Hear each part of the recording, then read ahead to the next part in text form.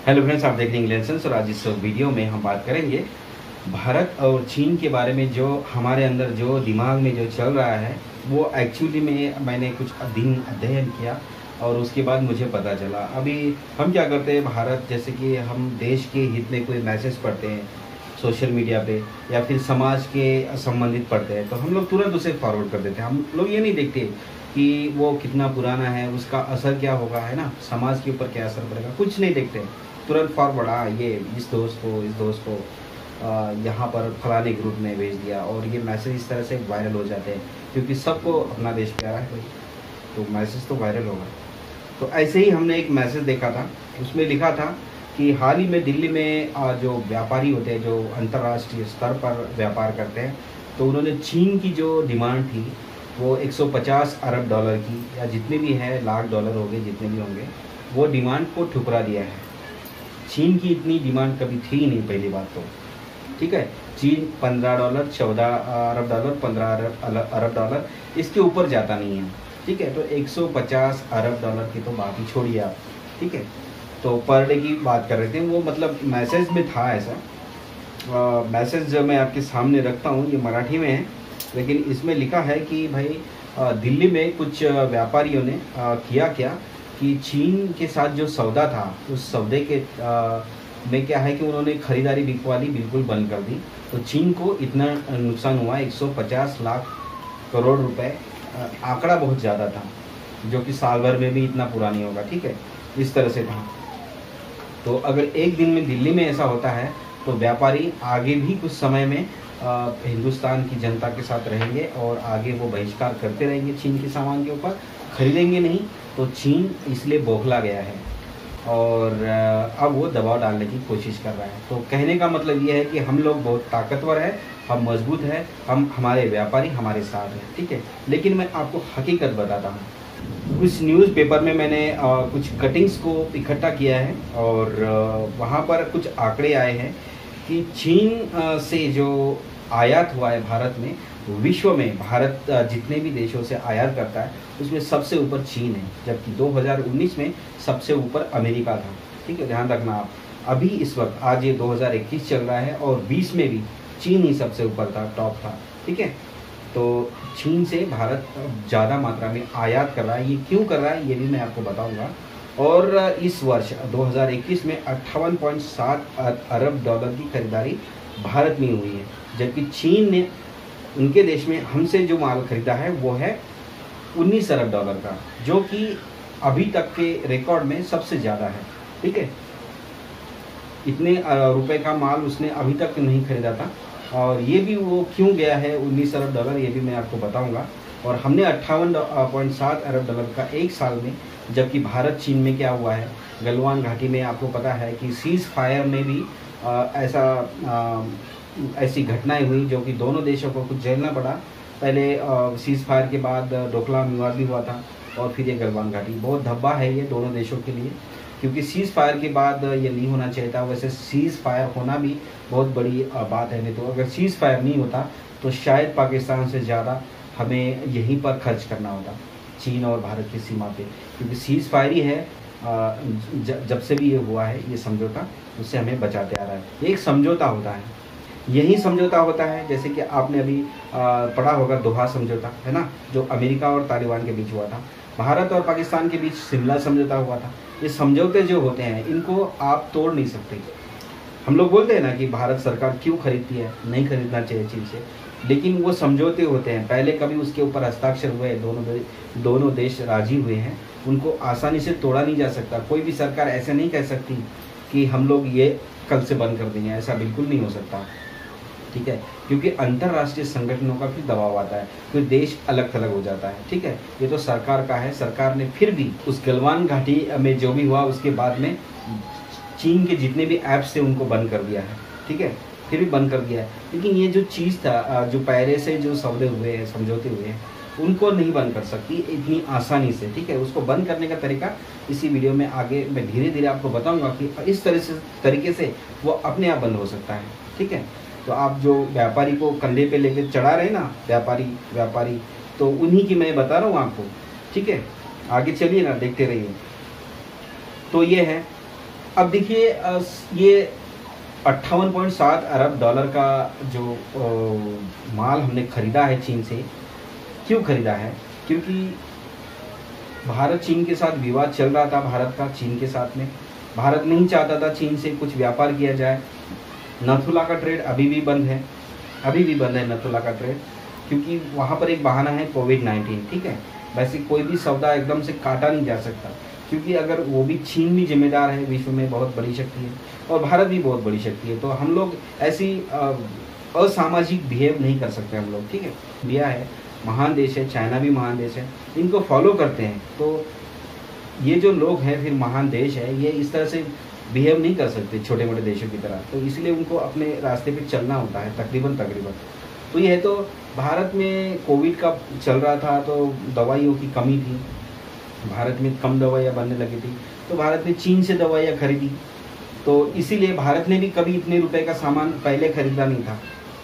ठीक है, तो इसीलिए 58.7 अरब डॉलर का हुआ। और चीन ने 19 अरब डॉलर का क्यों खरीदा? चीन बहुत चालाक है। ठीक है, हम लोग फिर भी साधु संतों वाले, इसलिए हम शरीफ हैं। चीन फिर भी चालाक है। चीन ने किया क्या कि उसके चेले हैं थाईलैंड, वियतनाम, यहाँ से वो चावल खरीदता है।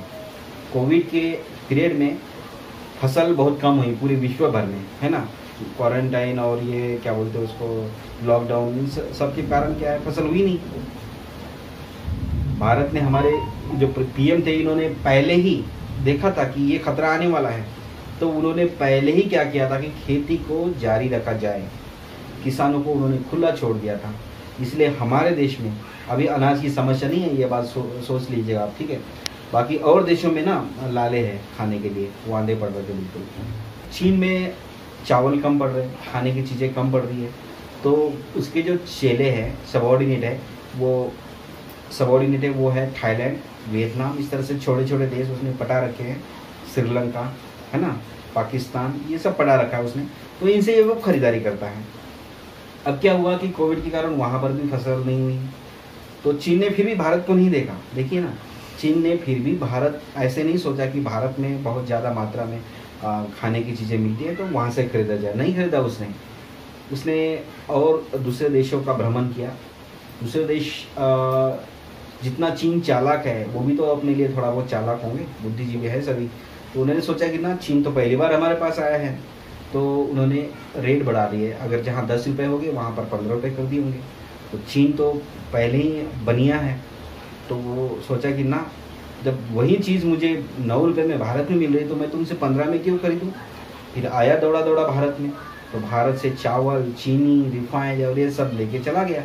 इसीलिए वो 12-13 अरब डॉलर का माल जो खरीदते वो 19 अरब डॉलर तक पहुंच गया। ठीक है, इसीलिए वो 19 अरब डॉलर हो गया है। तो ये है, इसीलिए हमने मेडिकल का सामान खरीदा, हमारे जो सरकार है उन्होंने हमारे लिए खरीदा, इसीलिए ये आयात बढ़ा। और चीन ने हमसे जो सामान खरीदा वो उसकी ज़रूरत के लिए उसकी सरकार ने खरीदा, उसकी जनता के लिए चीन ने खरीदा, तो इसलिए दोनों तरफ से बढ़ा। लेकिन फिर भी रेशियो फिक्स नहीं है, हमसे 3 गुना वो आगे है, तो ये चीज़ हमको देखनी चाहिए कि हम बराबर कब हो जाएंगे उससे। हम ये ऐप को बंद करके, आज आप देखिए ना, आप व्यापारियों को वाह कर रहे हैं, आप अपने बच्चे को खुद पूछ लीजिए ना कि उसको कौन सा मोबाइल चाहिए, तो तुरंत बोलेगा मुझे वीवो चाहिए, मुझे लिनोवो चाहिए, है ना, मुझे Xiaomi चाहिए। कभी आपने सोचा कि मुझे अपने घर के लिए मैं वीडियोकॉन का फ्रीज रखता हूँ और उसके बाद में मैं लावा का फ़ोन अपने लिए यूज़ करता हूँ, है ना, नहीं सोचा ना। तो ये चीज़ें हैं। चीन के अलावा किसी दूसरे देश का भी प्रोडक्ट यूज़ करेंगे। मेरे पास ये देखिए सैमसंग का है और जिसमें रिकॉर्ड हो रहा है वो आसूस है। ये दोनों, एक थाईलैंड का है, उसका है, कोरिया का है, और एक और आसूस ताइवान का है, और तीसरा भी मेरे पास मोबाइल है, वो लावा इंडिया का है। ठीक है, तो ये हमने कभी सोचा है? हम लोग व्यापारियों ने क्या किया मैं बताता हूँ आपको। ठीक है, ऐसा कुछ भी नहीं किया व्यापारियों ने। पहले तो मैं चीन की तो बात पूरी कर लूँ, तो हम लोगों को आदत पड़ी है, क्रांतिवीर पिक्चर देखिए आपने, फिर से एक बार देख लीजिएगा, वही आदत हमको पड़ी है। मैं आपको 1600 में ले चलता हूँ, 1600 में। वहाँ पर ईस्ट इंडिया कंपनी ने किया क्या था, हमारा माल, कच्चा माल हमसे खरीदा, उसे बनाया और हमें ही बेचा। पहले ज़मीन हमारी थी, माल हमारा था, दिमाग किसी और का था। लेकिन आज फार्मूला वही है, सिस्टम भी वही है, सिर्फ ग्राउंड बदला है। और इस बार क्या हुआ है, सिर्फ जमीन हमारी नहीं है, बाकी सब उसी का है जो हमारे ऊपर राज कर रहा है। कच्चा माल अभी भी हमसे खरीदा जाता है। चीन हमसे, ये मत सोचिएगा कि 14 अरब डॉलर में 10 अरब डॉलर में खरीदता क्या है हमसे, हम में तो कुछ बनता ही नहीं है। हमारे यहाँ से वो चीनी ले जाता है, हमारे यहाँ से वो रेशम ले जाता है, कपास ले जाता है, लकड़ी ले जाता है, क्या क्या ऐसा रॉ मटेरियल वो ले जाता है, और उसी को प्लास्टिक भी ले जाता होगा, है ना, रबर भी ले जाता है, रबर तो हमारे यहाँ होता है, तो रबर भी ले जाता होगा, तो ये सब सोयाबीन भी ले जाता होगा, और ये सब ले जाता है और वहाँ मॉडिफाई करता है, बनाता है, वापस हमको बेचता है। और ये चीज़ जो व्यापारी आप करते हैं, मैं आपको बताता हूँ, खेल व्यापारियों का भी हुआ क्या है कि पिछले साल 2020 में बहुत मेडिकल की जो दवाइयाँ कम पड़ने लगी। स्टार्टिंग में सैनिटाइज़र, मुझे भी काफ़ी समय तक लाइन में लगना पड़ा था एक सैनिटाइज़र की बोतल खरीदने के लिए, तब भी मुझे मिला नहीं था, लेकिन बाद में किसी एक छोटे से दुकान में इत्तेफाक से मिला था। ठीक है, तो सैनिटाइज़र खत्म हो गए थे, साबुन खत्म हो गए थे। तो ये जो कंपनी है, बड़ी बड़ी कंपनी, मैं आपको, आप खुद आपकी ज़बान पे होगी, वो आप रोज़ उस कंपनी से नहाते हैं साबुन से, और बहुत सारी चीज़ें यूज़ करते हैं। उन कंपनियों को, ऐसी कंपनियों ने क्या किया कि उनको पता चला कि आप डिमांड बढ़ रही है, मांग बढ़ रही है, तुरंत अपनी प्रोडक्ट्स की कीमत बढ़ा दी तुरंत। ये बिजनेसमैन ही तो है, यही तो वो बिजनेसमैन है ना जिसमें हम व्हाट्सएप में मैसेज देखते हैं। तो तुरंत कीमत बढ़ा दी। कीमत बढ़ाने के बाद लोग कैसे खरीदेंगे? पहले ही तो सप्लाई कम है, डिमांड ज़्यादा है ना, सप्लाई कम डिमांड ज़्यादा, कीमत बढ़ेगी। तो उन्होंने कोरोना पीरियड में कीमत बढ़ा दी, बाद में मीडिया ने उछाला, मीडिया ने उछालने के बाद सरकार ने अगले ही बहुत जल्दी फैसला लिया गवर्नमेंट ने, और तुरंत कीमत को वापस वहीं पर लाया गया। अगर वो 50 पैसे के लिए एक साबुन के ऊपर, एक सैनिटाइजर के ऊपर उसने कितना रुपए बढ़ाया होगा? 2 रुपये बढ़ाया होगा, 4 रुपये बढ़ाया होगा, इतना ही बढ़ाया होगा ना। अरे ये 2 रुपये के लिए इतना मरते हैं, तो ये 150 अरब डॉलर का माल ठुकराएंगे क्या? आप बताइए। यही मुझे बताना था इस वीडियो में आपको। इस दुनिया में कोई किसी का नहीं है, सरकार फिर भी कर रही है हमारे लिए, फिर भी सरकार ने ऐप्स को बंद कर दिया। आप क्या बिजनेसमैन की तरफ जा रहे हो? बिजनेसमैन अब हमें, हमारे फायदे के लिए है कि उसके फायदे के लिए है? और कभी करेगा क्या वो? ऐसा कभी नहीं करेगा वो। 150 अरब डॉलर मजाक है क्या? 100 अरब डॉलर मजाक है क्या? तो ऐसा कुछ नहीं है, ये फालतू के मैसेज, ऐसा मैंने आपको रियलिटी बताई है। लेकिन एक बात मैं जो आपको स्टार्टिंग में बताया था कि ये जो चीज़ें हैं, सरकार बंद नहीं कर सकती इन समझौतों को, क्योंकि उसे जवाब देना पड़ता है। जैसे सरकार का मतलब क्या है?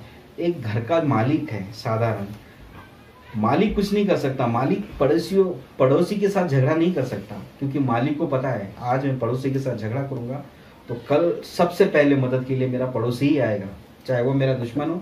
आज दुश्मन है, 14 साल के बाद जरूर मेरा दोस्त होगा और वही मदद के लिए आएगा। इसलिए समझदार मालिक अपने पड़ोसी से झगड़ा नहीं करेगा। लेकिन उस घर के अंदर जो और सदस्य हैं, वो चाहे उस पड़ोसी के बच्चों के साथ बात करे ना करे, वो बात अलग है, लेकिन मालिक ऐसा नहीं करेगा। और उसके घर के सदस्य कौन है? हम ग्राहक, है ना। हम जो ग्राहक हैं, हम हैं। एक फॉर एग्जांपल, अगर हम और उसके बाद मान लो कि वो पड़ोसी, उसके कोई जो मालिक है, जो पड़ोसी के साथ जिसका चल रहा है, और किसी दिन उस पड़ोसी ने उसको ये कोई सामान दे दिया कि हाँ ये चीज़ें हैं और ये आपके घर में सब में बांट दो, है ना। मालिक लेगा और बांटता रहेगा। अगर आप खाओगे तो अगले दिन वो फिर देगा ना। अगर वो अच्छा है, वो अपने मतलब के लिए कर रहा है, तो वो फिर देगा अगले दिन, है ना। लेकिन वहाँ पर फिर तो आप तो लूटते ही रह रहे हो ना। आपके बात करने का फ़ायदा क्या है ना। फ़ायदा क्या है आपका पड़ोसी के साथ झगड़ा करके? फिर आप उसकी चीज़ें खा ही रहे हो ना, तो फ़ायदा क्या है? इसका तरीका एक ही है, आप ग्राहक हो। सबसे बड़ी ताकत आपके अंदर है। कोई बिजनेसमैन नहीं, कोई सरकार नहीं, कुछ नहीं। सरकार चाहे कितना भी माल खरीदे, बिजनेसमैन चाहे कुछ भी खरीदे, ग्राहक के ऊपर है। ग्राहक सोचेगा नहीं, मैं जो चीज़ आज मैं एसी में रहूँगा, चाइना की एसी यूज़ करना चाहूँगा, कोई बात नहीं, मैं भारत में बना हुआ कूलर यूज़ करूँगा, नहीं यूज़ करूँगा किसी का फ्रिज, किसी की एसी, किसी का मोबाइल। मैं अपने देश का फ़ोन यूज़ करूँगा, अपने देश की टेक्नोलॉजी यूज़ करूँगा। आज अगर आपने शुरुआत की है तो सबसे बड़ा हथियार यही है। बिजनेसमैन के पीछे मत जाइए, इनकी रियलिटी आपने नहीं देखी है। कोई भी नहीं चाहता अपने आप को डुबाना, ठीक है। और आप लोग कुछ भी कर सकते हो। ग्राहक सबसे बड़ी पावर है। जो करदाता है सबसे बड़ी पावर है। कर टैक्स पेयर, अगर सारे लोग टैक्स पे करने लगेंगे, चोरी नहीं होगी ना, तो भारत की अर्थव्यवस्था कहाँ से कहाँ जाएगी। ग्राहक अगर एक हो जाएगा, वोटर अगर एक हो जाएगा, तो बड़े से बड़े नेता को जन्म दे सकते हैं। ये सब वोटर की पावर है, ये ग्राहक की पावर है। ग्राहक के ऊपर है वो किस कंपनी का प्रोडक्ट ऊपर ले जाना चाहता है, किस देश के सामान को ऊपर ले जाना चाहता है। तो वो ग्राहक बनो, सतर्क ग्राहक। आपके ऊपर है, आप दूसरे के कंधे के ऊपर मत रखिए कि उसने ये किया, सब आपके ही हाथ में है। तो यही था इस वीडियो में। मिलते हैं नेक्स्ट वीडियो में किसी और इन्फॉर्मेशन के साथ। तब तक के लिए गुड बाय, नमस्कार, टेक केयर।